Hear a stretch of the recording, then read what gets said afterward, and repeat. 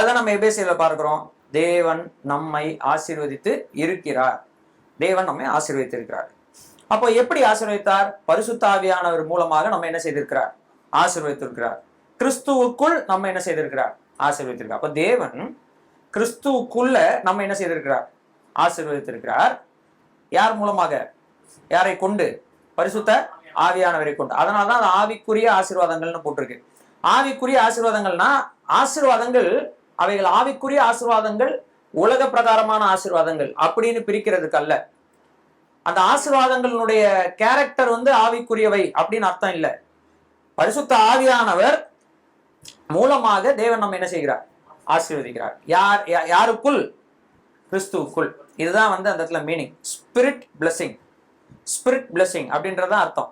ஆவியானவர் உடைய ஆசீர்வாதம் இல்ல, ஆவியானவரை கொண்டு தேவன் நம்மை ஆசீர்வதிக்க நினைத்தல். ஏன் ஆவியானவரை கொண்டு தேவன் அதை செய்கிறார்னா, ஆதி ஆகமத்திலிருந்து இப்ப வரைக்கும் நம்ம பார்க்கக்கூடியது தேவனுடைய தனிப்பட்ட பிரசன்ஸ், தேவனுடைய தனிப்பட்ட சமூகம். அதுதான் பரிசுத்த ஆவியானவராக இருக்கிறார். தேவன் எல்லாவற்றையும் தம்முடைய ஆவியானவரை கொண்டு என்ன செய்கிறார்? நடைப்பிக்கிறார். தேவன் வார்த்தையை சொல்லுகிறார், பூமி என்ன செய்கிறது? வானமும் பூமியும் உருவாகிறது. ஆனால் அதை யாரை கொண்டு செய்கிறார்? ஆவியானவரை கொண்டு செய்கிறார் என்பதுதான் தேவனுடைய செயல்பாடாக இருக்கிறது. தேவன் நம்முடைய ரட்சிப்பை அவர் இந்த பூமியில உறுதி செய்யும் பொழுது கூட, குமாரனை இந்த உலகத்துக்கு அனுப்புனதுக்கு அப்புறம் கூட தேவன் தம்முடைய சமூகமாகிய பரிசுத்த ஆவியானவரை அவர் மேல் கொண்டு வந்து என்ன செய்கிறார்? இறக்குகிறத பார்க்கிறோம். அப்போ எல்லாவற்றையும் தேவன் கம்யூனிகேட் பண்றது எதன் மூலமாக தான் செய்கிறார்? கம்யூனிகேஷன் ஃபுல்லா எதன் மூலமாக? தகவல் பரிமாற்றம் ஃபுல்லா பரிசுத்த ஆவியானவர் மூலமாக தான் நடைபெறுகிறத நம்ம பார்க்கிறோம். இவர் ஆவியினாலே ஜெபம் செய்கிறவராக இருக்கிறார். தேவன் தம்முடைய ஆவியானவரை கொண்டு அவரோடு பேசக்கூடியவராக, இடைப்படக்கூடியவராக இருக்கிறார். தேவன் தம்முடைய ஆவியானவரை கொண்டு கர்த்தராகிய இயேசு கிறிஸ்துவை உயிரோடு எழுப்பினார். இன்றைக்கும் தேவன் தம்முடைய ஆவியானவரை நம்ம எல்லாருக்குள்ளேயும் தந்து அவருடைய ஆவியானவரை கொண்டுதான் நம்ம என்ன செய்திருக்கிறார்? ஆசீர்வதிக்கிறார், வழி நடத்துகிறார், நினைப்பூட்டுகிறார். எல்லாமே கர்த்தராகிய இயேசு கிறிஸ்து குள் பரிசுத்த ஆவியானவரை கொண்டு தேவன் செய்கிறார். அதனால ஆவிக்குரிய ஆசீர்வாதங்கள்னு வாசிச்ச உடனே நம்ம அதுக்கு அப்படியே ஆப்போசிட்டா உலக பிரகாரமான ஆசீர்வாதங்கள் ஒண்ணு இருக்கு, ஆவிக்குரிய ஆசீர்வாதங்கள் ஒண்ணு இருக்கு, உலக பிரகாரமான ஆசீர்வாதங்கள் ஒண்ணு இருக்குன்னு ஆசீர்வாதங்களை ரெண்டா நம்ம என்ன செஞ்சிடக்கூடாது? பிரித்து விடக்கூடாது. தேவன் நம்மை ஆசீர்வதிப்பது அவருடைய சித்தம். அதை யாரை கொண்டுதான் செய்கிறார்? ஆவியானவரை கொண்டு செய்கிறார். யாருக்குள் அதை செய்கிறார்? கிறிஸ்துவுக்குள் அதை செய்கிறார். சரிங்களா? இதைதான் அப்போஸ்தலனாகிய பவுல் நமக்கு எபேசியர் நிருபத்துல முதல்ல சொல்றேன். சரி, இப்ப போன வாரம் நான் உங்கள்கிட்ட சொல்லிட்டு போயிருந்தேன். நீங்க கன்னியாகுமரியில இருந்ததுனால நான் இங்க உங்களுக்கு ஒர்க் கொடுத்திருந்தேன். என்ன ஒர்க் கொடுத்திருந்தேன்னா, 3வது வசனத்துல இருந்து 14வது வசனம் வரைக்கும் முதல் அதிகாரத்துல நீங்க வாசிச்சு, நீங்க ஆவிக்குரிய ஆசீர்வாதங்களுடைய அங்க சொல்லப்பட்டிருக்கிற பரிசுத்த ஆவியானவரை கொண்டு நம்ம ஆசீர்வதித்திருக்கிற அந்த ஆசீர்வாதங்கள் என்னென்னலாம் இருக்கு அப்படின்னு சொல்லி நீங்க கண்டுபிடிச்சு வைங்க அப்படின்னு சொல்லி நான் உங்களுக்கு சொல்லியிருந்தேன். சரிங்களா? அப்ப இப்ப நான் என்ன பண்ண போறேன் அப்படின்னு சொன்னா, அந்த ஆவிக்குரிய ஆசீர்வாதங்களை நான் எழுத போறேன். ஆவிக்குரிய ஆசீர்வாதங்களை பட்டியலிட போறேன். ஒருவேளை நீங்க அதோட கூட நான் இப்ப ஒரு ஆள்கிட்ட என்னென்ன படிச்சிருக்கீங்க கேட்டா அது ஒரு தனியா டைம் போயிட்டு இருக்கும். அதனால நான் எழுதிடுறேன், என்னென்ன வசனம் எழுதிடுறேன். சரியானவைகளை நீங்கள் என்ன செய்து கொள்ளுங்கள், கன்ஃபார்ம் பண்ணிக்கோங்க. தவறானவைகளை என்ன பண்ணிக்கோங்க, அடிச்சுக்கோங்க. சரிங்களா? இதுல தவறுன்னு எதுவுமே இருக்காது. உதாரணத்துக்கு பாத்தீங்க அப்படின்னா, தெரிந்து கொண்டார் அப்படின்னு ஒண்ணு இருக்கு இல்லையா? ஆமாவா இல்லையா? தெரிந்து கொண்டார் எத்தனை இடத்துல வருது? அது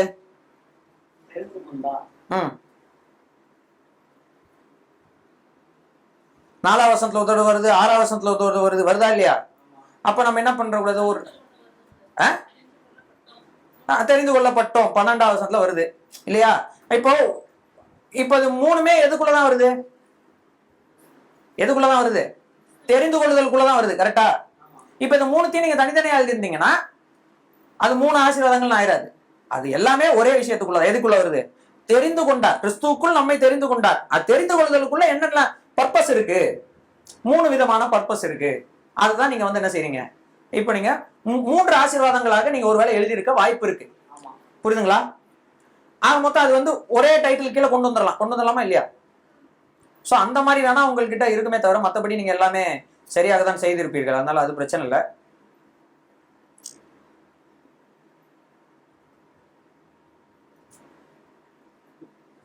சரி,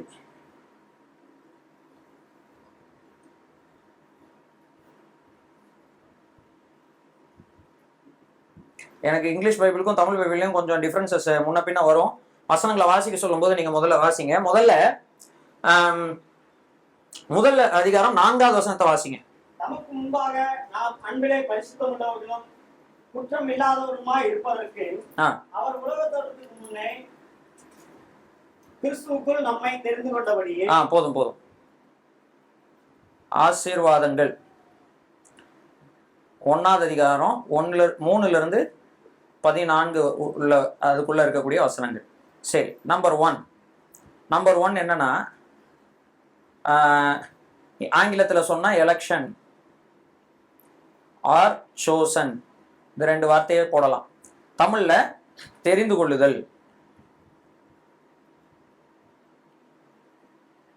தெரிந்து கொண்டார். இது முதல் ஆசீர்வாதம். தேவன் பரிசுத்த ஆவியானவரை கொண்டு கிறிஸ்துவுக்குள் நம்மை ஆசீர்வதித்த ஆசீர்வாதத்துல முதல்ல நம்ம பார்க்க வேண்டியது என்னது? தேவன் நம்ம என்ன செய்து கொண்டார்? தெரிந்து கொண்டார்.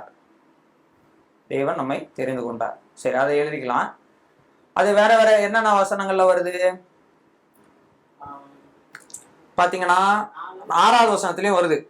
4வது வசனத்துல ஆல்ரெடி வாசிட்டோம். 6வது வசனம் வாசிங்க. நம்முடைய தயவுள்ள சித்தத்தின்படியே நம்மை இயேசு கிறிஸ்து மூலமாய் நமக்கு சுவிகாரராகும்படி முன்குறித்திருக்கிறார். 6ல வருது அது உங்களுக்கு.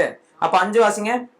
பிரியமானவருக்கு நாம் நமக்கு தந்தளின நம்முடைய கிருபையின் மகிமைக்கு புகழ்ச்சியாக. அவ்வளவுதான். 7 வாசிங்களா? 7 அவருடைய கிருபையின் ஐஸ்வரியத்தின்படியே இவரிடத்தினாலே பாவ மன்னிப்பு நமக்கு உண்டாயிருக்கிறது. இப்ப இன்னொரு தெரிந்து கொண்டார் இல்லையா? நான் வச்சிருக்க பைபிள்ல 6வது வசனத்தை இப்படி இருக்கு. தமக்கு பிரியமானவர் மூலமாக அவர் நமக்கு தந்தரின தம்முடைய கிருபையின் மகிமைக்கு புகழ்ச்சி உண்டாகும்படிக்கே நம்மை தெரிந்து கொண்டார். அப்போ ஒரே தெரிந்து கொண்டார்னு போட்டு 2 பர்பஸ் ஒன்னா ஒரே டிரான்ஸ்லேஷன்ல வந்திருக்கு. உங்களுக்கு புரியுதுங்களா? சரி, ஆக மொத்தம் அதான். எல்லா இடங்களையும் தெரிந்து கொண்டதுன்றது ஒண்ணுதான். இன்னொன்னு நம்ம ஏற்கனவே வாசிச்ச மாதிரி 12வது வசனம் வாசிங்க. தமது சித்தத்தின் ஆலோசனைக்கு தக்கதாக எல்லாவற்றையும் நடப்பிக்கிற அவருடைய தீர்மானத்தின்படியே நாங்கள் முன்குறிக்கப்பட்டு கிறிஸ்துவுக்குள் அவருடைய சுதந்திரமாகும்படி தெரிந்து கொள்ளப்பட்டோம். சரி, அப்ப இப்போதைக்கு நம்ம என்ன பண்ணிக்கலாம் அப்படின்னா, முதல் அதிகாரம் 4வது வசனம், அதுக்கப்புறம் 12வது வசனம் உங்களுடைய கையில இருக்க டிரான்ஸ்லேஷன் அடிப்படையில். சரிங்களா? சரி, 2வது நம்ம பார்க்கலாம். 2வது வந்து ஆங்கிலத்துல அடாப்ஷன். தமிழ்ல என்ன போடலாம்? புத்திர சுவிகாரம் இல்ல புத்திர சுவிகாரம். புத்திர சுவிகாரம். நான் கையில வச்சிருக்கிற பைபிள் படி 5வது வசனத்துல வருது. நீங்க வாசிங்க. வாசிங்க. நம்முடைய தயவுள்ள சித்தத்தின்படியே நம்மை இயேசு கிறிஸ்து மூலமாய் தமக்கு சுவிகார புத்திரராகும்படி முன்குறித்திருக்கிறார். சரி, அப்ப 1 6 இல்லையா? 6. சரி, இது வந்து 2. 3வது வந்து என்னன்னா கிரேஸ், அதாவது கிருபை. இது வந்து என்னுடைய பைபிள்ல 6வது வசனத்துல இருக்கு. உங்களுக்கு 5ல இருக்காரு பாருங்க. வாசிங்க.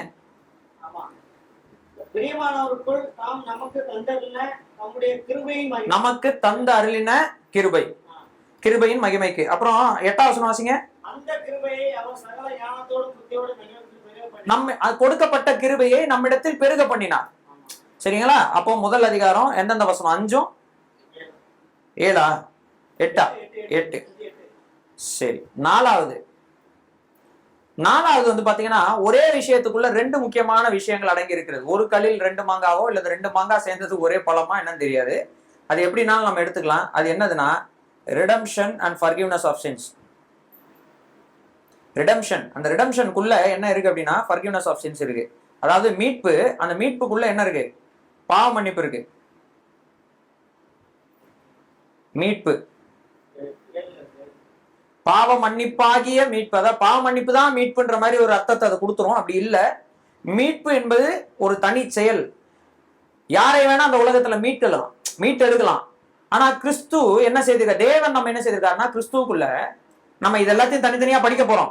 சரி, இந்த ஒவ்வொரு டாபிக்கும் நம்ம தனித்தனியா படிக்க போறோம். ஆனா நான் அப்ப வரும்போது எக்ஸ்பிளைன் பண்றேன். ஆனா நீங்க புரிஞ்சுக்க வேண்டியதுன்னா பாவ மன்னிப்பு தான் மீட்பு தான் பாவ மன்னிப்பு கிடையாது. நம்மை தேவன் மீட்டு எடுத்தார். அதுல நமக்கு பாவ மன்னிப்பை தந்து நம்ம என்ன செய்திருக்கிறார், மீட்டெடுக்கிறார். அப்படிதான் நீங்க அதை புரிந்து கொள்ள வேண்டும். பாவத்தை தேவன் மன்னித்தார். எப்படி?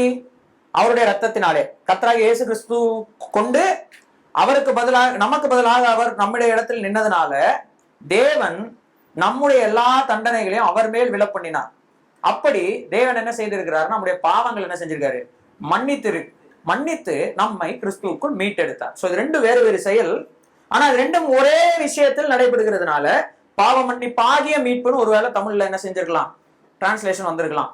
ஆனா இங்கிலீஷ்ல வந்து ரெண்டுமே ஒண்ணுன்ற மாதிரி நீங்க வாசிக்க முடியாது, ரெண்டும் தனித்தனி செயலாக போட்டிருக்கும். மீட்பு, பாவ மன்னிப்பு. அதனாலதான் நான் வந்து இதை வந்து என்ன செய்யலைன்னா தனித்தனி ஆசீர்வாதங்களா எழுதுறேன். இது ரெண்டுத்தையும் ஒரே விஷயத்துக்குள்ள எழுதியிருக்கேன். இது எந்த வசனத்துல இருக்கு தமிழ்ல? 7. சரி, 4 எழுதிட்டீங்களா? இப்ப 5வது என்னது? 5வது என்னன்னா, படிக்கலாம்.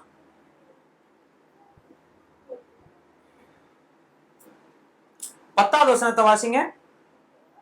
தமக்குள் தீர்மானித்திருந்த தம்முடைய தயவுள்ள சித்தத்தின் ரகசியத்தை எங்களுக்கு அறிவித்தார். தேவனுடைய திட்டத்தினுடைய ரகசியத்தை தேவன் நமக்கு என்ன செய்திருக்கிறார், அறிவித்திருக்கிறார். அப்ப என்ன சொல்லலாம்? Knowledge of God secret purpose, தேவனுடைய ரகசிய திட்டத்தை பற்றிய அறிவு.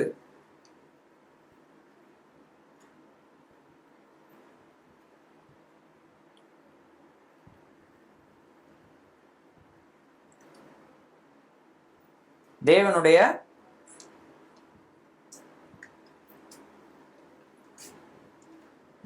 திட்டத்தின் ரகசியத்தை பற்றிய அறிவு.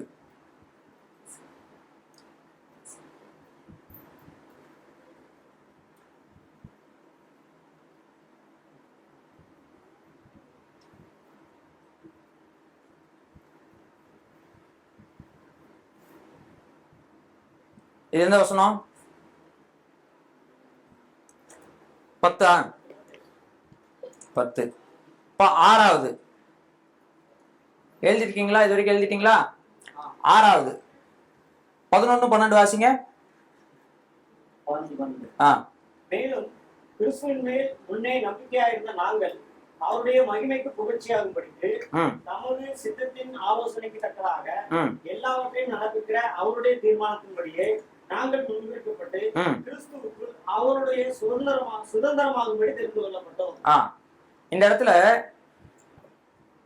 தெரிந்து கொள்ளப்பட்டோம் என்று சொல்லும் பொழுது அதுல ரொம்ப முக்கியமான ஒரு விஷயம் சொல்லப்பட்டிருக்கு. அது என்னது அப்படின்னா, நமக்கு எதிர்காலத்தில் கிடைக்க போகும் சுதந்திரத்தை குறித்த நம்பிக்கை.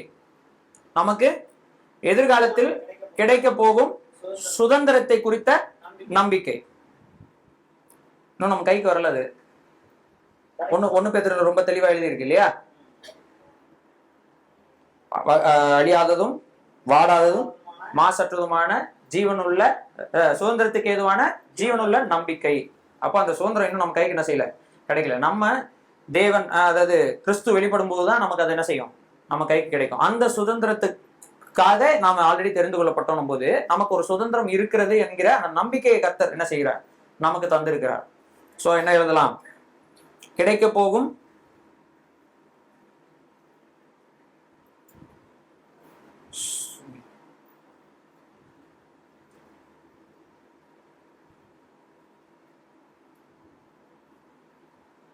சுதந்திரத்தை பற்றிய நம்பிக்கை.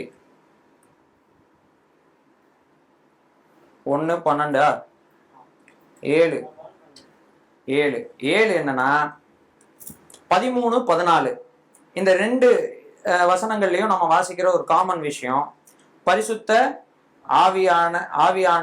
ஆவியானவரால் முத்திரை போடப்பட்டீர்கள், அவர் நமக்கு அச்சாரமாக இருக்கிறார். அந்த ஆவியானவருடைய சமூகம். இப்ப கடைசியா நம்ம என்ன போடலாம் அப்படின்னா, தேவன் நமக்கு என்ன செய்திருக்கிறார், பரிசுத்த ஆவியானவரையே நமக்குள்ள என்ன செய்திருக்கிறார், தந்திருக்கிறார். அப்போ பரிசுத்த ஆவியானவருடைய சமூகம், இல்ல தேவனுடைய ஆவியானவருடைய சமூகம்னு கூட போட்டுக்கலாம். தேவ ஆவியானவர்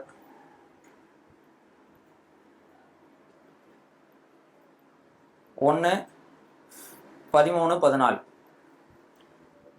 இதை தவிர நீங்க எக்ஸ்ட்ரா ஏதாவது எழுதிருந்தீங்க அப்படின்னா அது எதுவும் தவறு கிடையாது. கண்டிப்பா வசனத்துல என்ன எழுதிருக்கோ அதான் என்ன செஞ்சிருப்பீங்க, எழுதியிருப்பீங்க. ஆனா இந்த 7 விஷயங்களுக்குள்ள ஏதாச்சும் ஒண்ணுக்குள்ளதான் அது என்ன செஞ்சிடும், ஃபிட் ஆகும். அது எது இதுல ஃபிட் ஆகுதுன்றதை நம்ம ஒண்ணு படிக்கும் போது நம்ம என்ன செஞ்சுக்கலாம், தெரிந்து கொள்ளலாம், அதை புரிஞ்சுக்க முயற்சி செய்யலாம். சரிங்களா? சோ இது நம்ம இப்ப பார்த்திருக்கோம். சரி, இப்ப நம்ம என்ன பண்ண போறோம் அப்படின்னு சொன்னா அடுத்தடுத்த வசனங்களை வாசிக்க போறோம், ஒன்னொன்னா வாசிச்சு வர போறோம். நம்ம முதல்ல ஆசீர்வதித்திருக்கிறார் அப்படின்னு பார்த்திருக்கோம். என்னென்ன ஆசீர்வாதங்களை தந்திருக்கிறார்ன்றது இப்ப நம்ம என்ன செஞ்சிருக்கோம், பட்டியல் போட்டிருக்கோம். இப்போ நம்ம ஒவ்வொன்றா இந்த வசனங்களை வாசிக்க உள்ள போக போக அந்த ஆசீர்வாதங்களை குறித்ததான கூடுதல் தகவல்களை நம்ம என்ன செய்ய போறோம், தெரிந்து கொள்ள போறோம். சரிங்களா? கர்த்தர் நமக்கு தந்திருக்கக்கூடிய கால அளவின்படி எவ்வளவு இன்னைக்கு நம்ம படிக்க முடியுமோ அவ்வளவு நம்ம என்ன செய்யலாம், இன்னைக்கு கற்றுக்கொள்ளலாம். சரி, இப்ப நம்ம என்ன பண்ணலாம், மூணு வசனம் வரைக்கும் ஆல்ரெடி நம்ம வாசிச்சாச்சு. மூணாவது வசனத்துல நம்ம என்ன படிக்கிறோம், பிதாவாகிய தேவன் கிறிஸ்துவுக்குள் ஆவியானவரை கொண்டு நம்ம என்ன செய்திருக்கிறார், ஆசீர்வதித்திருக்கிறார், நம்மை ஆசீர்வதித்திருக்கிறார். இப்போ அதனுடைய விரிவாக்கத்தை 4வது வசனத்துல இருந்து நம்ம 14வது வசனம் வரைக்கும் வாசிக்கிறோம். இப்ப 4வது வசனத்தை வாசிப்போம். 4 வாசிங்க. தமக்கு முன்பாக நாம் அன்பிலே பரிசுத்தம் உள்ளவர்களும் குற்றமில்லாதவர்களுமாய் இருப்பதற்கு அவர் உலக தோற்றத்துக்கு முன்னே கிறிஸ்துவுக்குள் நம்மை தெரிந்து கொண்டபடியே முடிச்சிருங்க அந்த சென்டென்ஸ். பிரியமானவருக்குள் நமக்கு தந்திருந்த தம்முடைய கிருபையின் மகிமை குளிர்ச்சியாக தம்முடைய தயவுள்ள சித்தத்தின்படியே நம்மை இயேசு கிறிஸ்து மூலமாய் தமக்கு சுவிகார புத்திராகும்படி முன்குறித்திருக்கிறார். இப்போ அந்த தமக்கு நமக்கு இதெல்லாம் கொஞ்சம் கவனமா என்ன செய்யணும், வாசிக்கணும். ஒன்ஸ் மோர் நீங்க அப்படியே பொறுமையா கமா ஃபுல் ஸ்டாப்போட வாசிங்க. நான் வாசிக்கவா? தமக்கு முன்பாக தமக்கு நீங்க வாசிக்க நான் அப்படியே மைக்ல சொல்றேன். வாசிங்க. தமக்கு முன்பாக அப்படின்னா என்ன, யாருக்கு முன்பாக? அப்ப இங்க யாரு இருக்கா? இப்ப உதாரணத்துக்கு நம்ம என்ன பண்ணிக்கலாம், தேவன். இப்ப தேவன் தான் இங்க சப்ஜெக்ட், தேவன் தான் யாரு, மெயின் கதா பாத்திரம். இப்ப தேவனை பற்றி தான் இப்ப படித்து கொண்டு இருக்கிறோம். 4வது வசனத்துல 3வது வசனத்துல யாரை பத்தி படிக்கிறோம், தேவன். தேவன் தேவன் தேவன் என்ன பண்றாரு, நம்மை ஆசீர்வதித்திருக்கிறார். எப்படி? கிறிஸ்துவுக்குள் ஆவியானவரை கொண்டு நம்ம என்ன செய்திருக்கிறார், ஆசீர்வதித்திருக்கிறார் அப்படின்னு நம்ம படிச்சோம். இந்த தேவன் அந்த ஆசீர்வாதங்களை நமக்கு தந்தது எப்படி அப்படின்ற விரிவாக்கத்தை கீழே சொல்றாரு. அப்படி சொல்லும்போது சொல்றாரு, தேவன் என்ன பண்ணாரா, தமக்கு முன்பாக நாம அவருக்கு முன்பாக நிற்கும் போது அவருக்கு முன்பாக அன்பிலேவா அதான் பார்த்தேன்.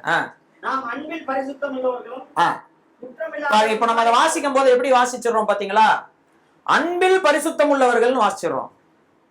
அப்படின்னா என்ன அர்த்தம் ஆயிருதுன்னா, அன்பில் பரிசுத்தம் உள்ளவர்களாகவும் அன்பில் குற்றமற்றவர்களா இருக்க வேண்டும் என்பதற்காக தேவன் நம்ம தெரிந்து கொண்டாருன்னு அர்த்தம் வந்துருது. ஆமாவா இல்லையா? ஆனா அது அர்த்தம் இல்ல. இங்கிலீஷ்ல வாசி அந்த வசனம் 4.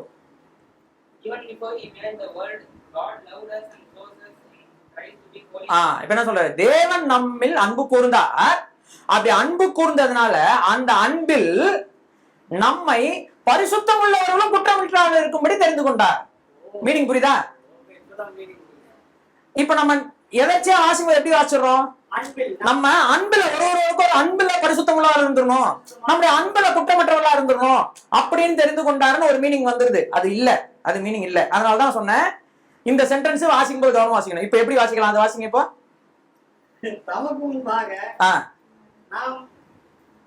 தமக்கு முன்பாக நாம் அன்பில் பரிசுத்தம் உள்ளவர்களாயும் குற்றமுற்றவர்களாயும் இருக்கும்படி அப்படி வாசிச்சீங்கன்னா என்ன ஆயிருதுன்னா, தேவன் உலக தோற்றத்துக்கு இப்ப எப்படி வாசிக்கலாம், இப்ப தேவன் தான் மெயின் கதாபாத்திரம். இவர் என்ன பண்றாரு பாருங்க, தேவன் என்ன செய்கிறார் பாருங்க, கவனிங்க. இப்ப நான் வேற கலர் போடுறேங்க. தேவன் என்ன செய்கிறார், தேவன் யார், தேவன் யார், அவர் எப்பத்துல இருந்து இருக்கிறார், அவருக்கு துவக்கமே இல்லை. தேவனுக்கு ஒரு ஆரம்பம் இருந்தா அவர் யார் அல்ல, தேவன் சொல்ல முடியாது. ஏன்னா ஆரம்பமே இல்லாதவர் தான் யாரு, தேவன். அவர் தான் எல்லாவற்றுக்குமான ஆரம்பம். இல்லைன்னா அவரில் எல்லாம் துவங்குகிறது. அவர் தான் அனைத்தையும் என்ன செய்கிறார், துவக்குகிறார். புரிஞ்சுதுங்களா? இப்ப தேவன் என்ன பண்றாரு, உலக தோற்றத்தை ஏற்படுத்துகிறார். அதாவது கால தோற்றத்தை ஏற்படுத்துகிறார். காலத்தையே தேவன் தான் என்ன செய்கிறார், உருவாக்குகிறார். இந்த இடத்துல கிரேக்க மொழி காஸ்மோஸ்னு இருக்கும், COSMOS. சரிங்களா? காஸ்மோஸ்னா நீங்க உலகங்கள் போட்டுக்கலாம், காலங்கள் போட்டுக்கலாம், என்ன வேணா போட்டுக்கலாம். காலத்தையே துவக்கினவர் தான் யாரு? தேவன்.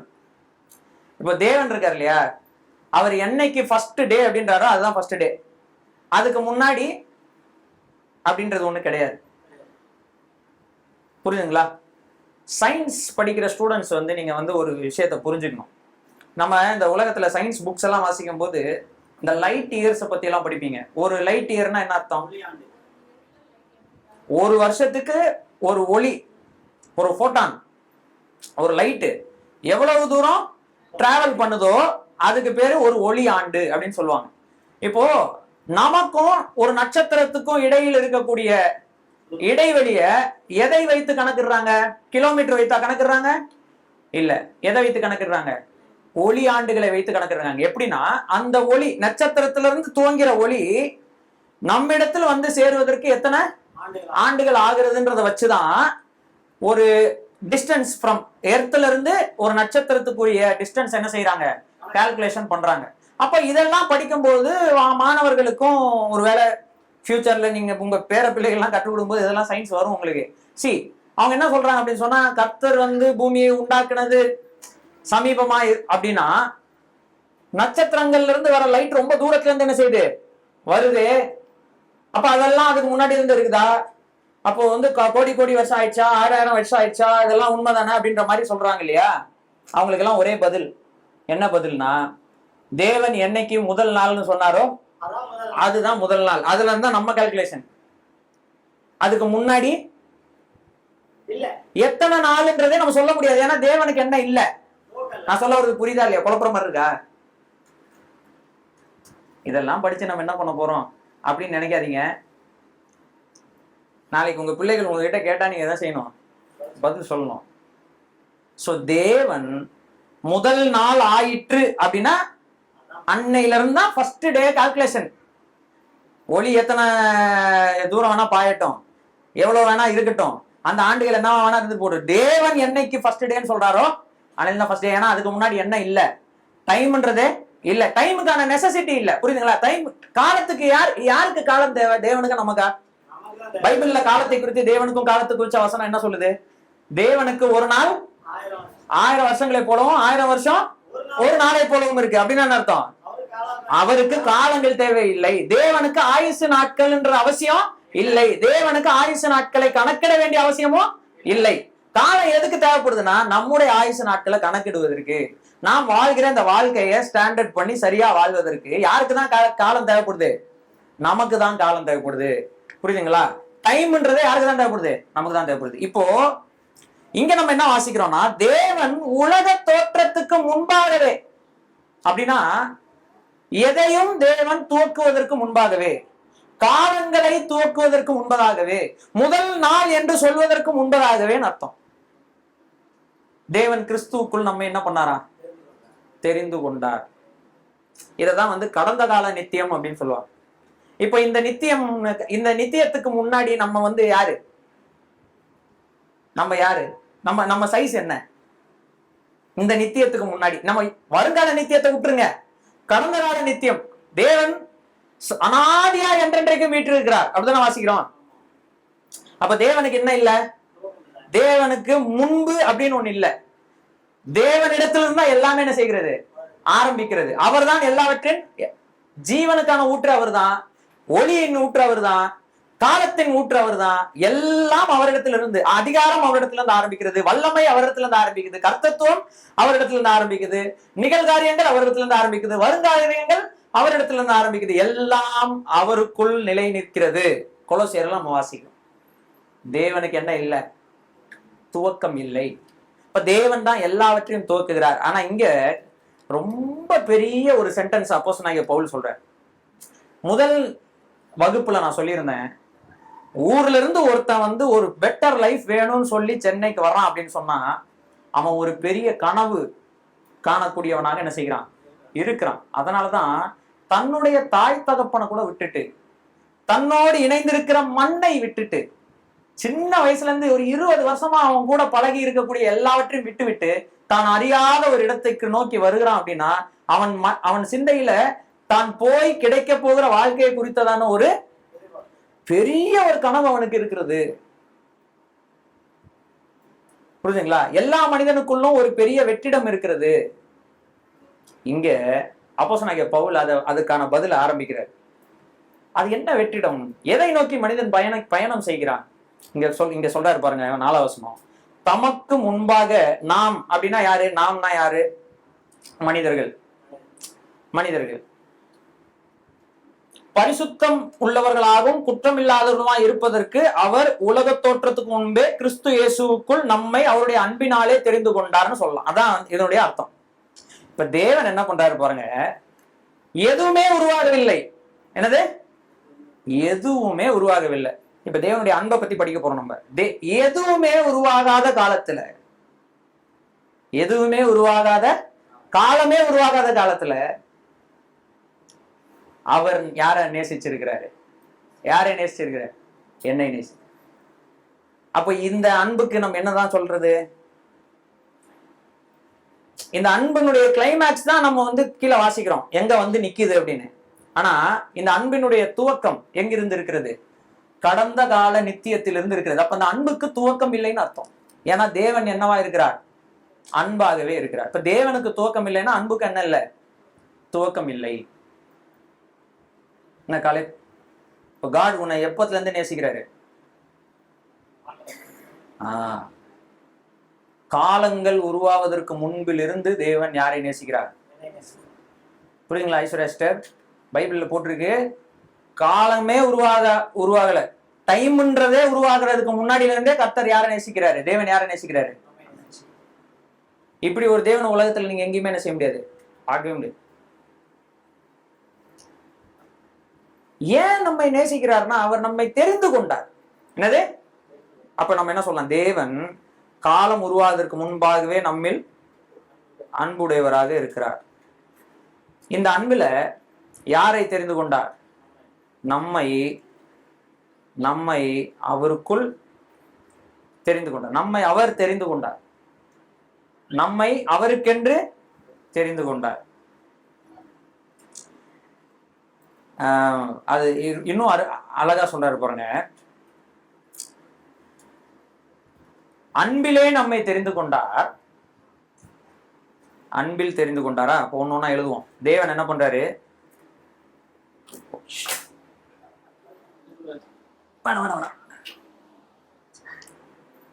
காலங்கள் உருவாகும் முன்னே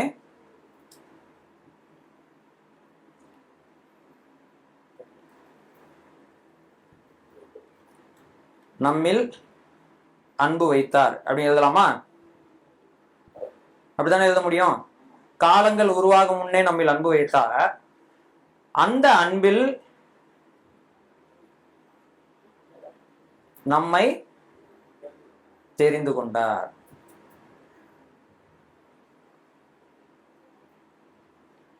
அந்த அன்பில் நம்ம என்ன செய்தார்? தெரிந்து கொண்டார். சரி, இந்த அன்பில் இப்ப ஒரு கேள்வி வருது. இந்த உலகத்துல கிறிஸ்தவம் 2ஆ பிரிந்து கிடக்குது. ஒரு கூட்டத்தார் என்ன சொல்றாங்க அப்படின்னா, யார் யாரெல்லாம் ரட்சிக்கப்படணும், இல்ல யார் யாரெல்லாம் காப்பாற்றப்பட வேண்டும் என்று தேவன் முன்கூட்டியே என்ன செய்து கொண்டார்? தெரிந்து கொண்டார். இப்போ ஒரு ஃபேமிலியில 5 பேர் இருக்கிறாங்கன்னா அதுல ஒரு 3 பேர் மட்டும் தேவன் தனக்கென்று என்ன செய்து கொண்டிருக்கிறார்? தெரிந்து கொண்டிருக்கார். மற்றவங்களால என்ன செய்யல? ரிஜெக்ட் பண்ணிட்டார். அதனால தேவன் ஆனாதி காலம் முதலாய் யார் யார் பேரெல்லாம் சொல்லி வச்சிருக்கிறாரோ அவங்க மட்டும்தான் தேவனுடைய பிள்ளைகளாக என்ன செய்வார்கள்? மாறுவார்கள். மற்றவர்கள்லாம் என்ன செய்ய மாட்டார்கள்? மாற மாட்டார்கள் என்று சொல்வார். இன்னொரு கூட்டம் என்ன சொல்றாங்கன்னா, அப்படியெல்லாம் கிடையாது, தேவன் என்ன பண்ணல, எல்லாரையும் தேவன் தெரிந்து கொண்டார், ஆனால் சிலர் மட்டும்தான் தேவனை தெரிந்து கொள்கிறார்கள். புரியுதா? என்னது? எல்லாரையும் தேவன் நேசிக்கிறார், எல்லாரையும் தேவன் காப்பாற்றதான் விரும்புகிறார், ஆனால் சிலர் மட்டும்தான் விசுவாசிக்கிறார்கள், சிலர் மட்டும்தான் தேவனை தெரிந்து கொள்கிறார்கள், மற்றவர்கள் தேவனை புறக்கணித்து விடுகிறார்கள். இது ஒரு எக்ஸ்ட்ரீம். ஒரு கூட்டம் என்ன சொல்லுது? ஒவ்வொருத்தரும் இப்ப டேனியல் பேதுரு, ஜோஷுவா, காலேப் மட்டும் தான் தேவன் தெரிந்து கொண்டிருக்கார், மற்ற யாரும் தெரிந்து கொள்ளல. அப்போ நரகத்துக்கு போறவங்க எல்லாம் தேவனால் தெரிந்து கொள்ளப்படாதவர்கள் அப்படின்னு சொல்றாங்க. இன்னொரு கூட்டம் என்ன சொல்லுது? அப்படிலாம் இல்லை, நரகத்துக்கு போறவங்க எல்லாம் தேவனை தெரிந்து கொள்ளாதவர்கள். ஆனால் தேவன் அவர்களையும் சேர்த்து என்ன செய்தார்? தெரிந்து கொண்டார். அவங்களையும் மேலதான், அவங்க மேலேயும் தான் தேவன் அன்பு வைத்திருக்கார். இப்ப இந்த ரெண்டு பார்வையில எது சரி என்று நீங்கள் நினைக்கிறீர்கள்? டேனியல் ரெண்டாவதுன்றாரு, எல்லா மேலேயும் அன்பு உள்ளவராரு. அதான் ரெண்டாவது பாயிண்ட் நீங்க தெரிந்து கொள்றீங்க. ஓகே, நீங்களும் ரெண்டாவது தெரிந்து கொள்றீங்க. இப்போ முதல் பாயிண்ட் யாரும் தெரிந்து கொள்ளையா? அது வரைக்கும் கர்த்தருக்கு சோத்திரம். ஆனா ரெண்டாவது பாயிண்ட்லயும் நாம சரியான சில புரிதல்கள் உடையவர்களாக இருக்கிறோம். இதனாலதான் நான் போன வாரம் ஒரு வார்த்தையில எம்பசைஸ் பண்ணேன். அது என்ன வார்த்தை? ரொம்ப நேரம் ஒரு வார்த்தையை பத்தி பேசினேன். அது என்னது? கிறிஸ்துவுக்குள். அது ரொம்ப ரொம்ப இம்பார்ட்டன்ட். தேவன் நம்மை தனியாக தெரிந்து கொள்ளவில்லை. தேவன் நம்மை யாருக்குள் தெரிந்து கொண்டார்? இன்னும் கரெக்டா சொல்ல போனா தேவன் கிறிஸ்துவை தெரிந்து கொண்டார். யாருக்காக? நம்ம மேல வைத்திருக்கிற அன்பினாலே தேவன் மூன்றில் ஒருவராகிய கிறிஸ்துவை நமக்காக தெரிந்து கொண்டார். தம்முடைய ஒரே பேரான குமாரனாக தெரிந்து கொண்டார். தம்முடைய நேசகுமாரனாக தெரிந்து கொண்டார். அவர் மீது அளவற்ற அன்பை தேவன் என்ன செய்தார்? வைத்திருக்கிறார். இப்ப என்னன்னா, யாரெல்லாம் கிறிஸ்துவுக்குள்ள இருக்கிறாங்களோ அவங்க எல்லாரும் ஆட்டோமேட்டிக்கா தேவனால என்ன செய்யப்படுகிறார்கள்? தெரிந்து கொள்ளப்படுகிறார். அப்பனா என்ன அர்த்தம்? கிறிஸ்துவுக்குள் எல்லா மனிதரையும் தேவன் தெரிந்து கொண்டார். பழைய ஏற்பாடா இருந்தாலும் சரி, புதிய ஏற்பாடா இருந்தாலும் சரி, இயேசு கிறிஸ்துவ மேல விசுவாசம் உள்ளவர்களுக்கு தான் என்ன உண்டு இருக்கு? என்ன உண்டு? ரட்சிப்பு உண்டு. அதை நம்ம நன்றாக அறிந்திருக்கிறோம். அது ஆபிரகாமா இருக்கட்டும், ஈசாக்கா இருக்கட்டும், யாக்கோபா இருக்கட்டும், அவர்கள் எல்லாரும் வரப்போகிற மேசியாவின் மேல் என்னவா இருந்தார்கள்? நம்பிக்கை உள்ளவர்களாக இருந்தார்கள். அவருக்குள் தான் மனிதனுக்கு என்ன உண்டு இருக்கு? என்ன கிடைக்குது? பாவ மன்னிப்பாகிய மீட்பு கிடைக்குது. அப்போ கிறிஸ்துவை தேவன் தெரிந்து கொண்டார். அதனாலதான் அந்த வார்த்தை ரொம்ப இம்பார்ட்டன்ட். கிறிஸ்துவுக்குள். புரிஞ்சுங்களா? இந்த ரெண்டு எக்ஸ்ட்ரீமே வேண்டாம். பைபிள்ல ரொம்ப தெளிவா ஆன்சர் இருக்கு. கிறிஸ்துவுக்குள் நம்மை தெரிந்து கொண்டார். நம்ம ஃபர்ஸ்டா கிறிஸ்து ஃபர்ஸ்டா? கிறிஸ்து. தேவன் தான் கிறிஸ்து. ஆனா தேவன் என்ன செய்ய? கிறிஸ்துன்ற வார்த்தைக்கு என்ன அர்த்தம்? இயேசுனா ரட்சகர். கிறிஸ்துனா என்ன அர்த்தம்? கிறிஸ்துவுக்கு வந்து எபிரேய மொழியில மேசியான்னு சொல்லுவாங்க, கிரேக்க மொழியில கிறிஸ்டோஸ்ன்னு சொல்லுவாங்க. அந்த கிறிஸ்டோஸ்ன்றதான் தமிழ்ல நம்ம கிறிஸ்துன்னு டிரான்ஸ்லேட் பண்ணிருக்காங்க. சரிங்களா? கிறிஸ்டோஸ் அல்லது மேசியா என்ற வார்த்தைக்கு என்ன அர்த்தம்? அப்பாயிண்டட், தேவனால் அபிஷேகம் பண்ணப்பட்டவர் அர்த்தம். அப்பாயிண்டட், அனாயிண்டட், அபிஷேகம் பண்ணப்பட்டவர்.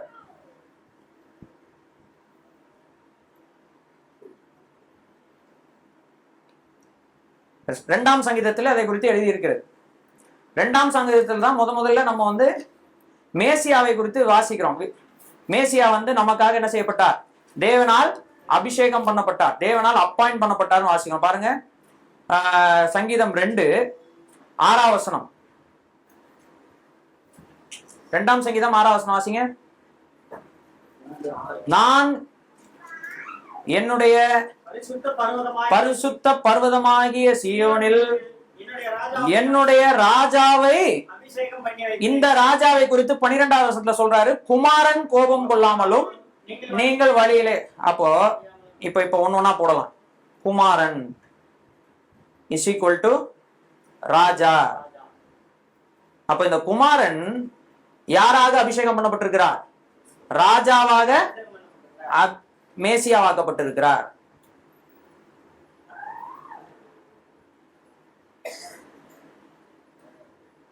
புரியுதுங்களா?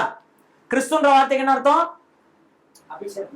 அபிஷேகம் பண்ணப்பட்டவர். அத சாதாரண தமிழ்ல சொன்னா ஏற்படுத்தப்பட்டவர். ஏற்படுத்தப்பட்டவர், தெரிந்து கொள்ளப்பட்டவர்னு சொல்லலாம். ஏற்படுத்த ஒரு விஷயத்துக்காக அபிஷேகம் பண்ணப்பட்டிருக்க. சரி, யார் அபிஷேகம் பண்ணப்பட்டிருக்கா? குமாரன். கிறிஸ்துனா என்ன அர்த்தம்? யார் அபிஷேகம் பண்ணப்பட்டிருக்காருன்னு கேட்டா அபிஷேகம் பண்ணப்பட்டவர் அபிஷேகம் பண்ணப்பட்டிருக்காரு அப்படின்னு சொல்றீங்க நீங்க. கிறிஸ்துனா என்ன அர்த்தம்? அபிஷேகம் பண்ணப்பட்டிருக்காரு. யாரு அபிஷேகம் பண்ணப்பட்டிருக்கா? குமாரன். குமாரன் யாரு? குமாரன் யாரு? தேவன். தேவன், பிதாவாகிய தேவன், குமாரனாகிய இயேசு கிறிஸ்து, பரிசுத்த ஆவியானவர். இவர் தான் யாரு? தேவன். கரெக்டா? இந்த குமாரன் இருக்கார் இல்லையா, தேவனுடைய ஒரே பேரான குமாரன் என்று சொல்லப்படுகிற இந்த இரண்டாவது ஆழ்த்துவமாய் இருக்கிற இந்த கிறிஸ்து இந்த குமாரன் தான் அபிஷேகம் பண்ணப்பட்டார். யாராக அபிஷேகம் பண்ணப்பட்டார்? 2ஆம் சங்கீதத்தின்படி ராஜாவாக அபிஷேகம் பண்ணப்பட்டிருக்கிறார். ஏசாயால 7வது அதிகாரத்தில் வாசிக்கிறோம், கர்த்தத்துவம் அவர் தோளின் மேல் இருக்கும், அவர் தோளின் மேல் ராஜ்யபாரம் இருக்கும். அவரை குறித்து என்ன போட்டிருக்கு? நமக்கு ஒரு பாலகன் பிறந்தார், நமக்கு ஒரு குமாரன் கொடுக்கப்பட்டார். நமக்கு ஒரு பாலகனாக பிறந்தார், ஆனா அவர் பாலகன் கிடையாது. அவர் யாரு? குமாரன். அவர் நமக்காக கொடுக்கப்பட்டார். கொடுக்கப்பட்டார்னா சாகிறதுக்காக ஒப்பு கொடுக்கப்பட்டார். கொடுக்கப்பட்டார். அந்த குமாரனை பத்தி என்ன போட்டிருக்கு? கர்த்தத்துவம் அவர் தோளின் மேல் இருக்கும். அப்படின்னா அவர் தான் ராஜா, மேசியா. அவருடைய பேர் என்னது? அதிசயமானவர், ஆலோசனையில் வல்லவர், அதான் ஆலோசனையில் வல்லவர், வல்லமையுள்ள பிதா, நித்திய பிதா, சமாதான பிரபு. வல்லமையுள்ள தேவன், நித்திய பிதா, சமாதான பிரபு. அப்ப இந்த வசனத்தின் அடிப்படையில கவனிங்க, தேவன் தன்னையே இந்த பூமியில் மனிதனாக வருவதற்கு உலக தோற்றத்துக்கு முன்பதாகவே தன்னை தெரிந்து கொண்டார். இப்ப புரிஞ்சுச்சுங்களா உங்களுக்கு? புரிஞ்சுங்களா உங்களுக்கு? தேவன் வேற யாரையோ ஒருத்தர் நீ போப்பா அப்படின்னு அனுப்பல. தேவன் தன்னையே, அப்படிதான் போட்டிருக்கு, வல்லமையுள்ள தேவன், நித்திய பிதா. நித்திய பிதான்னு அர்த்தம் என்றென்றைக்கும் இருக்கக்கூடிய பிதா. அந்த பிதாவை பத்தி தான் இப்ப படிச்சுட்டு இருக்கோம். இந்த தேவன் அனாதி காலமா என்றென்றைக்கும் இருக்கிறவர். அவர் உலக தோற்றத்துக்கு முன்பதாகவே மேசியாவுக்குள் நம்ம என்ன செய்து கொண்டார்? அபிஷேகம் பண்ணப்பட்டவருக்குள் நம்ம என்ன செய்து கொண்டார்? தெரிந்து கொண்டார். இப்ப அந்த அபிஷேகம் பண்ணப்பட்டவர் யாருன்னு தான் படிச்சுட்டு இருக்கோம். இந்த அபிஷேகம் பண்ணப்பட்டவர் முதல்ல வேதாமத்துல எங்க வெளிப்படையாக சொல்லப்படுகிறார்னா, சங்கீதம் 2 என்ன செய்யப்படுகிறார்? தீர்க்க தரிசனமாக சொல்லப்படுகிறார். சங்கீதம் 2 என்னுடைய பரிசுத்த பர்வதமாகிய சீயோன் மீதில் என் ராஜாவை அபிஷேகம் பண்ணி வைக்கிறேன்னு சொல்லல. என்ன சொன்னாரு? Already I have appointed. நான் ஏற்கனவே அவரை அபிஷேகம் பண்ணி வைத்தேன். அந்த அபிஷேகம் பண்ணப்பட்ட ராஜா யார் என்று கீழே வாசிக்கிறோம். கடைசி வசனத்துல குமாரன். என்ன வாசிக்கிறோம்? குமாரன். அப்ப நமக்காக கொடுக்கப்படும்படியாக இந்த பூமியில குமாரனாக வருவதற்கு தன்னை தாழ்த்திய அந்த நிலையை உலக தோற்றத்துக்கு முன்பதாகவே தேவன் என்ன செய்து கொண்டார்? ஆதாமும் ஏவாளும் முதல் மனிதர்கள் பாவம் செய்தது தேவனுக்கு பெரிய சர்ப்ரைஸ் கிடையாது, ஷாக்கு கிடையாது. தேவனுக்கு தெரியும். தேவனுக்கு தெரியும்.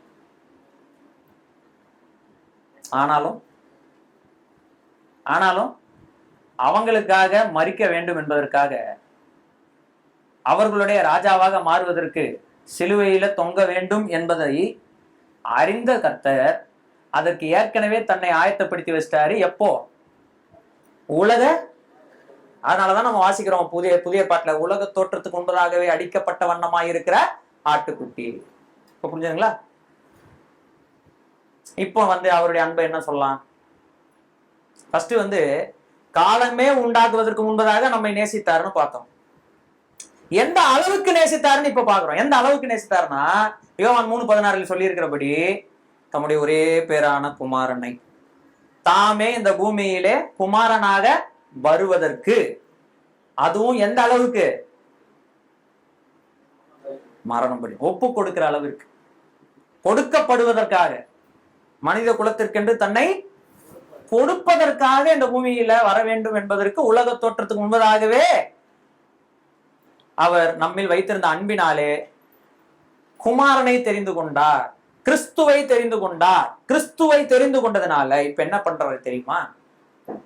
எல்லா மனிதருக்கும் இந்த கிறிஸ்துவுக்குள்ள என்ன கிடைக்குது? என்ன கிடைக்குது?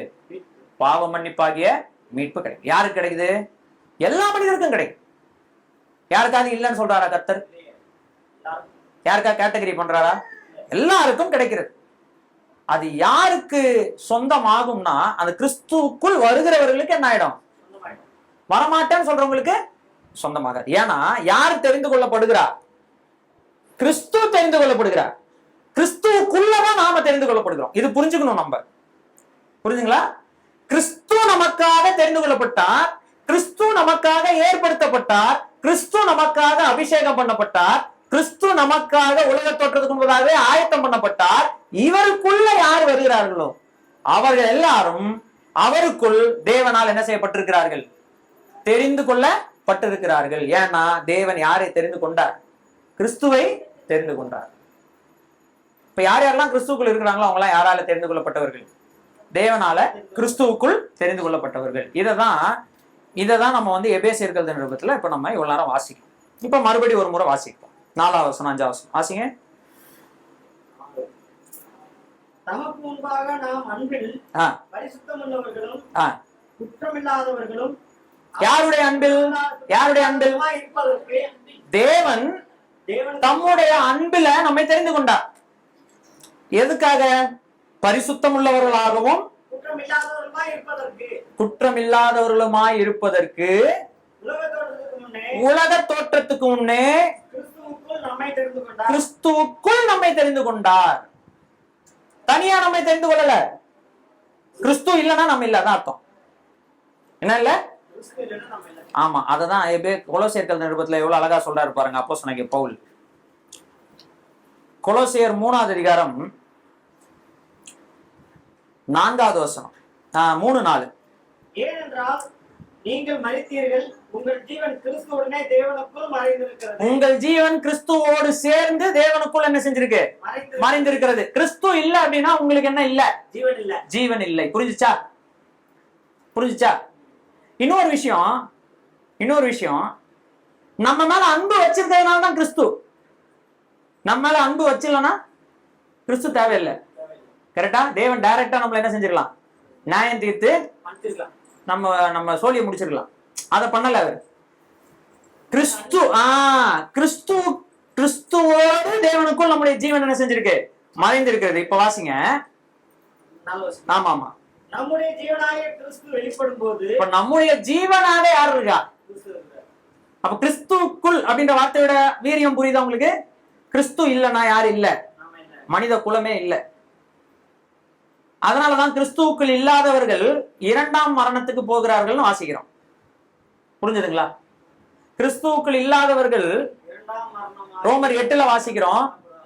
கிறிஸ்து இயேசுவுக்கு உட்பட்டவர்களாயிருந்து மாம்சத்தின்படி நடவாமல் ஆவின்படி நடக்கிறவர்களுக்கு என்ன இல்ல? ஆக்கினை தீர்ப்பு இல்ல. அப்ப யாருக்கு ஆக்கினை தீர்ப்பு இருக்கு?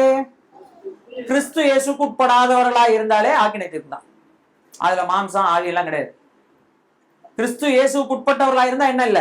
ஆக்கினை தீர்ப்பு கிடையாது. புரிஞ்சுங்களா? அப்ப நம்முடைய ஜீவன் யாரு? மனுக்குலத்துக்கு உயிர் யாரு?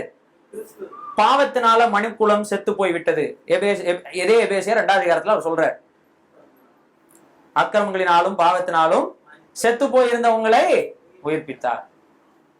அப்போ பாவத்தினால மனுக்குலத்துக்கு ஜீவன் இல்லாத சூழ்நிலை ஏற்பட்டுருச்சு.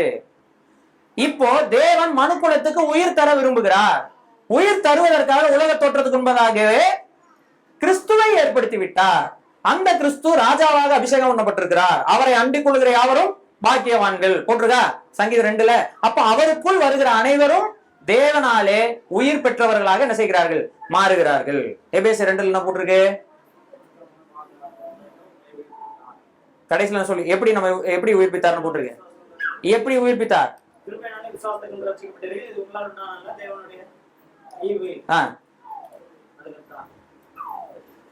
தேவனோ இரக்கத்தில் ஐஸ்வர்யமுள்ளவராய் நம்மில் அன்பு வைத்த தம்முடைய மிகுந்த கண்பினாலே அக்கிரமங்களில் மரித்தவர்களாய் இருந்த நம்மை கிறிஸ்துவுடனே கூட, வித்தவுட் கிரைஸ்ட், கிறிஸ்து இல்லாமல் மனுக்குலத்திற்கு வாழ்வு இல்லை, மரணம் நிச்சயம். இப்போ கொலோசியர்கள் நிருபம் 3வது அதிகாரத்துல என்ன வாசிக்கிறோம்? 4வது வசனத்துல, நம்முடைய ஜீவனாகிய கிறிஸ்து வெளிப்படும் போது நீங்களும் அவரோடு கூட மகிமையில் என்ன செய்வீர்கள்? வெளிப்படுவீர்கள். அப்ப நாம வெளிப்படுறோம் அப்படின்னா யாருக்குள்ளதான் வெளிப்படுறோம்? கிறிஸ்து இல்ல. நம்முடைய ஜீவனாகிய கிறிஸ்து வெளிப்படும் போது கிறிஸ்துக்குள்ள நாம இருக்கிறதுனால அவர் கூட யாரும் வெளிப்படுவோம்? நாமும் வெளிப்படுவோம், நாமும் வெளியே தெரிவோம். இப்போ ஃபர்ஸ்ட் கிளாஸ்ல ஏன் நான் கிறிஸ்து என்ற வார்த்தையை எம்பசைஸ் பண்ணன்னு புரியுதுங்களா உங்களுக்கு? கிறிஸ்துவுக்குள் என்கிற அந்த வார்த்தை இல்லை என்றால், அந்த கான்செப்ட் இல்லை என்றால் நாம் யாரும் இங்கே இல்லை. எதிர்காலம் இல்லை, யாருக்கும் நம்பிக்கை இல்லை, எதுவுமே. அப்ப அந்த கிறிஸ்துவுக்குள் என்ற வார்த்தை ரொம்ப ரொம்ப முக்கியம். இப்ப மறுபடியும் அதை வாசிக்கலாம். எபேசியர் நிருபத்துல முடிக்க போறேன் நானு. எபேசியர் 1 4-5 திரும்ப வாசிங்க.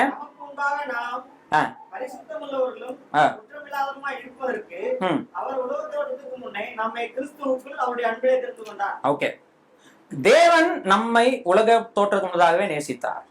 அப்படி நேசித்ததினால கிறிஸ்துவை ஏற்படுத்தினார், அல்லது கிறிஸ்துவை தெரிந்து கொண்டார், கிறிஸ்துவை ஏற்படுத்தினார். அவருக்குள் நம்மை என்ன செய்து கொண்டார்? தெரிந்து கொண்டார். அவருடைய அன்பினாலே அதை செய்தார்.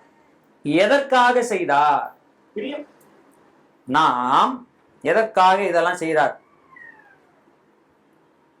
பர்பஸ் போட்டிருக்கு. நம்பர் 1, பரிசுத்தம் உள்ளவர்களாயும்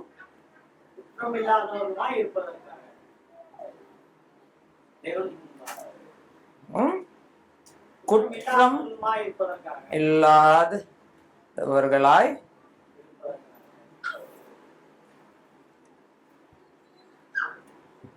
சரி. இப்ப கேள்வி என்னன்னா, பரிசுத்தம் உள்ளவர்களாக இந்த உலகத்துல தேவன் எதற்காக நம்மை மற்ற சிருஷ்டிப்புகள் எல்லாவற்றிலிருந்து தனியா தேவனுடைய சாயல் என்று உருவாக்கினாரோ, தனியா தேவனுடைய சாயல் என்று பிரித்து வைத்தாரோ, எந்த சிங்கத்தையாவது கரடியை பார்த்தாவது, தேவன் மரஞ்செடி கொடிகளை பார்த்தாவது, வானத்தையாவது பூமியையாவது, அது சமுத்திரத்தையாவது, அதில் உள்ள எந்த ஒரு மிருக ஜீவனையோ எந்த ஒரு ஜீவனையை பார்த்தாவது நீ என்னுடைய சாயலாக இருக்கிறான்னு சொல்லி இருக்கிறாரா? யாராவது சொல்ல முடியுமா? அதனாலதான் தேவன் சொல்றாரு, அவைகளுக்கு ஒப்பான எந்த ஒரு சொரூபத்தை ஆகிலும் யாதொரு விக்கிரகத்தாகிலும் என்ன செய்யாத, நீ உனக்கு உண்டாக்காது. ஏன்னா அது எதுவுமே யாருடைய சாயல் இல்ல சொன்னாரா? இப்ப யாரு மட்டும்தான் தேவனுடைய சாயல்? இப்ப நம்ம மற்ற சிருஷ்டிப்புகள் எல்லாவற்றிலும் இருந்தும் பரிசுத்தமாக்கப்பட்டிருக்கிறோம். அப்படின்னா நடத்திருக்கிறோம், பிரித்து எடுக்கப்பட்டிருக்கிறோம். இந்த நிலைமையிலேயே இருக்க வேண்டும் என்பதற்காகவும். 2வது, நிறைய பேர் நம்ம என்ன நினைச்சு போனா, பரிசுத்தமா இருக்கிறதுக்கு பேர் தான் குற்றம் இல்லாத இருக்கிறதுன்னு நினைப்போம். பரிசுத்தத்துக்கு குற்றம் இல்லாத இருக்கிறதுன்னு அர்த்தம் இல்லை. பரிசுத்தம்னா என்ன அர்த்தம்? பல முறை நான் நம்ம சபையில சொல்லியிருக்கேன். பரிசுத்தம்னா என்ன அர்த்தம்? புனிதமாக்கப்படுதல், பிரித்து எடுக்கப்படுதல். ஒரு குடம் தண்ணி பிடிக்கிறீங்க வீட்டுல, கொஞ்சோண்டு பாத்திரத்துல எதுக்கு எடுத்து வைக்கிறீங்கன்னா சாப்பாடு வடிக்கிறதுக்கு எடுத்து வைக்கிறீங்க. அது எதற்கென்று பரிசுத்தமாக்கப்படுதல்? சாப்பாடு செய்வதற்கு பரிசுத்தமாக்கப்படுதல், சமைக்கிறதுக்கு இல்ல. இன்னும் கொஞ்சம் தண்ணி எடுத்து கொதிக்க வைக்கிறீங்க வெந்நீர் குடிக்கிறதுக்கு. அது எதற்கு பரிசுத்தமாக்கப்படுதல்? வெந்நீர் நீங்க குடிக்கிறதுக்காக பரிசுத்தமாக்கப்படுது. இப்போ சமைக்கிறதற்கென்று பிரித்தெடுக்கப்பட்ட தண்ணீரை வைத்து உங்கள் பாத்ரூமை கழுவுவீர்களா? வெந்நீரா கொதிக்க வச்சு தனியா குடிக்கிறதுக்கு எடுத்து வச்சதை வச்சு நீங்க கை கழுவ கொடுப்பீங்களா? முகம் கழுவீங்களா? பண்ண மாட்டேன். அப்போ எதற்கென்று? அப்ப பரிசுத்தம் என்பது ஒரு நோக்கத்தோடு சம்பந்தப்பட்டது. என்னது? இப்ப தேவன் நம்ம எதற்கென்று அவருடைய சாயலாக வைக்கப்பட்டு தெரிந்து கொண்டார்? மல்கியால வாசிக்கிறோம், தேவ பக்தி உள்ளவர்களாகவே இந்த பூமியில சந்ததியை பெருக்க வேண்டும். தேவன் யார் என்பதை மற்ற சிருஷ்டிப்புகளுக்கு சாட்சி பகிர வேண்டிய பொறுப்பு யார் கையில இருக்கு? நமக்கு இருக்கு. அதனாலதான் உயிர்த்தெழுந்த கர்த்தராகிய இயேசு கிறிஸ்து சொன்னார், உலகம் எங்கும் போய் சர்வ சிருஷ்டிக்கும் சுவிசேஷத்தை என்ன செய்யுங்க? சர்வ சிருஷ்டிக்கு நீ என்னுடைய சாயலாக என்னுடைய சாட்சியாக நீ என்ன செய்யணும்? இருக்கணும். சர்வ சிருஷ்டினா யாரும் வராதுல, எல்லா படைப்புகளும். நாம் அறிவிக்கிற சுவிசேஷம் வெறும் மனிதர்களுக்கு மட்டுமல்ல, அனைத்திற்குமானது. தேவன் நம்மை ராஜாக்களாக என்ன செய்திருக்கிறார்? நம்மை அபிஷேகம் பண்ணினார். நம்மை இப்ப நாம் தேவனுடைய சாயலாக அப்போ பரிசுத்தம் உள்ளவர்களாக தேவன் எதற்காக நம்மை படைத்தாரோ அந்த நோக்கத்தை நிறைவேற்ற வேண்டும் என்பதற்காகவும். 2வது போட்டிருக்கு, குற்றமற்றவர்களாக இருக்க வேண்டும் என்பதற்காகவும். இது இம்பாசிபிள். குற்றம் இல்லாத யாராவது ஒருவன் இந்த உலகத்தில் இருக்கிறான்னு சொல்ல முடியுமா? யாராவது ஒருத்தன் குற்றமே செய்யாதவன், குற்றமே இல்லாதவன் யாராவது இந்த பூமியில இருக்கிறான்னு சொல்ல முடியும்? நம்ம பிரசங்கின் புஸ்தகத்துல வாசிக்கிறோம், ஒரு பாவமும் செய்யாமல் நன்மையை மட்டும் செய்யத்தக்க நீதிமான் இந்த பூமியில் ஒருவன் கூட இல்லை. ஆனா தேவன் என்ன பண்றாருன்னா, எல்லா மனிதர்களும் பாவம் செய்து ஏகமாய் கெட்டு போவார்கள் உலக தோற்றத்துக்கு முன்னாடியே தெரியும். எல்லா மனிதர்களும் எத்தனை பேர்? அன்னைக்கு இருக்கதே 2 தான், அதுவும் போச்சு. அவங்களுக்குள்ள இருக்கிற எல்லா மனிதர்களும் முடிஞ்சிச்சு. இப்ப தேவன் என்ன செய்யறாருன்னா பாருங்க, தேவனுடைய அன்பினுடைய வீரியத்தை எக்ஸ்பிளைன் பண்றாரு அப்போஸ்தலனாகிய பவுல். ஃபர்ஸ்ட் சொல்றாரு, தேவன் உங்களை உலக தோற்றத்துக்கு முன்பதாகவே நேசித்தார். 2வது சொல்றாரு, உங்களை கிறிஸ்துவுக்குள் உலக தோற்றத்துக்கு முன்பதாகவே தெரிந்து கொண்டார். 3வது சொல்றாரு, ஏன்னா நீங்கள் பரிசுத்தம் உள்ளவர்களாக இருக்க வேண்டும் என்பதற்காகவும் குற்றம் இல்லாத ஒரு வாழ்க்கை வாழுகிறவர்களாக இருக்க வேண்டும் என்பதற்காகவும் கிறிஸ்துவுக்குள் தேவன் உங்களை உலக தோற்றத்துக்கு முன்பாக தம்முடைய அன்பிலே தெரிந்து கொண்டார். அப்ப இவருடைய அன்பு பாத்தீங்கன்னா மும்மடங்காக விரித்து சொல்றார். ஃபர்ஸ்ட் ஓபன் பண்ணும்போது என்ன பாக்குறோம், பரவாயில்லப்பா, உலகமே உருவாதுக்கு முன்னாடி தேவன் நம்ம என்ன செஞ்சிட்டாரு, அப்பா இவ்வளவு நேசம் வச்சிருக்கிறாரு, நம்ம மேல அன்பு வச்சிருக்கிறாரு. இப்ப எந்த அளவுக்கு அன்பு வச்சிருக்கிறாரு அடுத்து போட்டிருக்கு, கிறிஸ்துவுக்குள் நம்மை தெரிந்து கொண்டார்.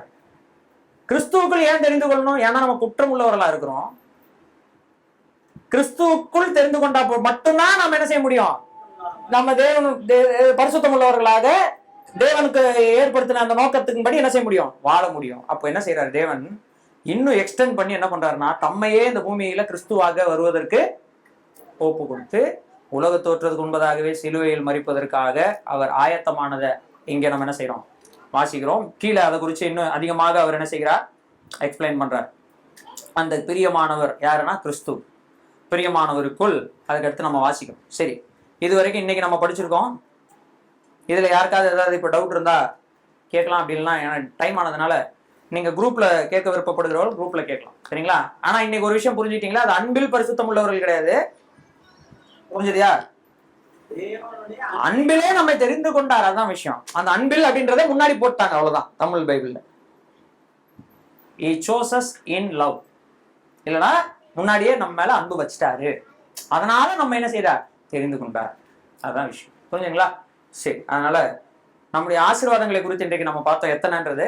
அதுல முதல் ஆசீர்வாதத்தை பத்தி தான் இவ்வளவு நம்ம படிச்சிருக்கிறோம். என்னது, தெரிந்து கொண்டார். அந்த தெரிந்து கொள்ளுதல்ல என்னென்ன விஷயங்கள்லாம் இருக்கு அப்படின்றத நம்ம படிச்சிருக்கோம். இன்னும் நம்ம ஃபுல்லா படிச்சு முடிக்கல, இன்னும் நம்ம அதுல நிறைய விஷயங்கள் என்ன செய்ய வேண்டியிருக்கு, படிக்க. இப்ப நீங்க மெடிடேட் பண்றதுக்கு என்ன பண்ணுங்கன்னா, இந்த பரிசுத்தம் உள்ளவர்களாகவும் அதை பத்தி இன்னும் அதிகமா படிங்க. பரிசுத்தம்னா என்ன அர்த்தம் சொல்லிட்டேன், ஒரு குறிப்பிட்ட நோக்கத்திற்கென்று நம்மை தேவன் என்ன செய்திருக்கிறார். இப்ப தேவன் முதல் மனிதனை எதற்காக படைத்தார் என்ற நோக்கத்துக்குள்ள போங்க, அங்கிருந்து அப்படியே படிச்சுட்டு வாங்க. அப்போ எதற்காக நாம் இந்த பூமியில இருக்கிறோன்றது புரிஞ்சிடும். 2வது, அப்படி இருக்கணும்னா என்ன இருக்கணும், நம்ம கிட்ட என்ன இருக்கக்கூடாது, குற்றம் இருக்கக்கூடாது. அப்பதான் தேவனுடைய சமூகத்துல நம்ம நிக்க முடியும். குற்றத்தோடு தேவனுடைய சமூகத்துக்கு என்ன செய்ய முடியாது, போக முடியாது. தேவன் நீதி உள்ளவர். அப்ப தேவன் என்ன பண்றாரு, குற்றம் உள்ளவங்க தான் இவங்க. ஆனா அதுக்குதான் தேவன் என்ன பண்றாருன்னா, தேவன் மனிதன் நடுவுல யாரு, கிறிஸ்து ஏற்படுத்தப்பட்டவர். அது அவர் இல்லைன்னா இந்த மனுஷன் குற்றமற்றவனா என்ன செய்ய முடியாது, மாறவே முடியாது, அவன் இங்க வர முடியாது.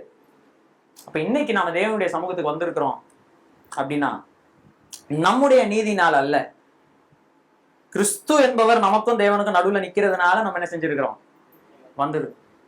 அந்த கிறிஸ்துவை உலக தோற்றத்துக்கு முன்பதாகவே தேவன் என்ன செய்திருக்கிறார்.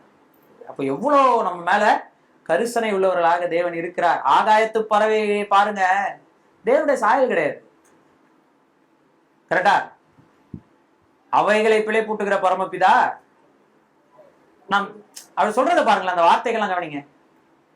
அப்ப எவ்வளவு விசேஷித்தவர்கள், நீங்க அவைகளை காட்டிலும் எவ்வளவு விசேஷித்தவர்கள் அல்லவா அப்படின்னு கேட்கிறார். ஏன் அவர்களை விட நம்ம விசேஷித்தமானவர்கள்? உலக தோற்றத்துக்கு முன்பதாக கிறிஸ்துவுக்குள் தேவன் சிட்டுக்குருவியை தெரிந்து கொண்டார்னு இல்ல, உலக தோற்றத்துக்கு முன்பதாக தேவன் ஒரு பொம்ரேனின் நாயை தெரிந்து கொண்டார்னு இல்ல, உலக தோற்றத்துக்கு முன்பதாகவே தேவன் கிறிஸ்துவுக்குள் ஒரு யானையை தெரிந்து கொண்டார்னு இல்ல. ஆனா உலக தோற்றத்துக்கு முன்பதாகவே தேவன் கிறிஸ்துவுக்குள் டேனியலை தெரிந்து கொண்டார்னு இருக்கு. அப்ப யாரு விசேஷமானவர்கள்? அத பெர்சனலா நம்ம எப்ப மெடிடேட் பண்ண ஆரம்பிக்கிறோமோ, நமக்கு இந்த உலகத்துல எந்த ஒரு கவலையும் கஷ்டமோ இந்த நிலைமை. அதனாலதான் சொன்னேன், நம்முடைய கனவு உயர்வாக இருக்க வேண்டும். நமக்கு நம்முடைய கனவு கிடையாது, நம்ம ஏற்கனவே அந்த இடத்துக்கு தேவன் என்ன செஞ்சுட்டாரு, உட்கார வச்சு. அதனாலதான் அது தெரியாம நம்ம என்ன பண்ணிட்டு இருக்கோம்னா, அதை விட மேலானவைகளாக இந்த பூமியில ஏதோ இருக்குதுன்னு நினைச்சுக்கிட்டு மேலானவைகளை விட்டு விட்டு கீழானவைகளை மேலானவைகள் என்று நினைத்து கொண்டு என்ன செய்து கொண்டிருக்கிறோம், வாழ்ந்து கொண்டு. நம்ம ஏன் கனவுகளை எங்க தேடிக்கிட்டு இருக்கோம்? ஏன்னா நம்ம இருக்கிற இடத்தினுடைய அருமை நமக்கு தெரியல. இப்போ எபேசியர் என்ன சொல்லி தருது நமக்குன்னா, எப்பா நீ கீழானவன் அல்ல, நீ யாரு? நீ ஏற்கனவே உன்னதங்களில் உட்கார வைக்கப்பட்டவன். நீ இதுக்கு மேல ஒரு மேலான கனவை நோக்கி ஓடணும்னு அவசியம் இல்ல, நீ ஆல்ரெடி விசேஷமானவன் அப்படின்னு இந்த எபேசியர் நமக்கு என்ன பண்ணுது அப்படின்னா, நல்லா பட்டுன்னு வச்சு நமக்கு உரைக்கிற மாதிரி சொல்லி கொடுக்குது. அதை நல்லா உட்காந்து தியானிச்சோம்னா அப்படி நமக்கு புரியும். இல்லைன்னா நமக்கு என்ன செய்யாது, புரியாது. அப்ப நம்ம இங்க இருக்க ஒவ்வொருவரும் கிறிஸ்துவுக்குள் தெரிந்து கொள்ளப்பட்டிருக்கிறோம் அப்படின்றது எவ்வளவு பெரிய பாக்கியம் தெரியுமா? ஏதோ இது எதர்ச்சியாகவோ தற்செயலாகவோ நடந்தது என்று நம்ம என்ன செய்யக்கூடாது, நினைத்து விளையக்கூடாது. உலக தோற்றத்துக்கு முன்பதாகவே தேவன் உங்களை நேசித்ததினால் ஏற்பட்ட விளைவு இது. நாம் கிறிஸ்துவுக்குள் இன்னைக்கு வந்திருக்கிறோம். நம்ம கிறிஸ்துவுக்குள், சரிங்களா? அதனால இந்த விஷயத்துக்காக நம்ம கர்த்தருக்கு நன்றி செலுத்துவோம். இந்த விஷயத்துக்காக கர்த்தருக்கு என்ன செய்வோம், அதிகமான துதிகளை ஏறெடுப்போம். இதுதான் நம்முடைய வாழ்க்கையினுடைய சென்டர் பீஸ். அப்போ இனி நம்ம கீழானவைகளுக்காக எது என்னமோ மேலானவையாக நினைத்து கவலைப்படக்கூடிய ஒரு வாழ்க்கை நம்ம என்ன செய்யக்கூடாது, வாழக்கூடாது. ஏன் குருவியோட நம்ம கம்பேர் பண்ணி சொல்றாரு பார்த்தீங்களா, அவைகளை காட்டிலும் நீங்கள் விசேஷம், அவைகளே கவலை இல்லாம இருக்கும்போது அப்படின்றாரு. அப்ப விசேஷமானவர்கள் அவைகளை ஆளும்படியாக படைக்கப்பட்டவர்கள்.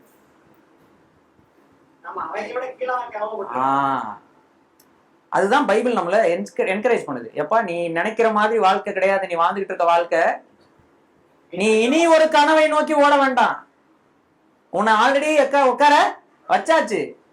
நீ உன் பரிசுத்த நிலையையும் குற்றமற்ற தன்மையும் வைத்து கொண்டு நீ என்ன கர்த்தருக்காக வாழணுமோ அதை மட்டும் வாழ்ந்தா போதும். அதுதான் நமக்கு வாழ்க்கை அப்படின்றத சொல்லுது. அப்படியே தியானிச்சுட்டு போலாம். போக இதே மைண்ட் செட்ல நீங்க திரும்ப நம்ம வாசிச்சு அதே வசனங்களை மறுபடியும் வாசிச்சு தியானம் செய்யுங்க. கர்த்தர் தாமே இந்த வசனங்களை கொண்டு நம்மோடு கூட தொடர்ந்து பேசுவாராக.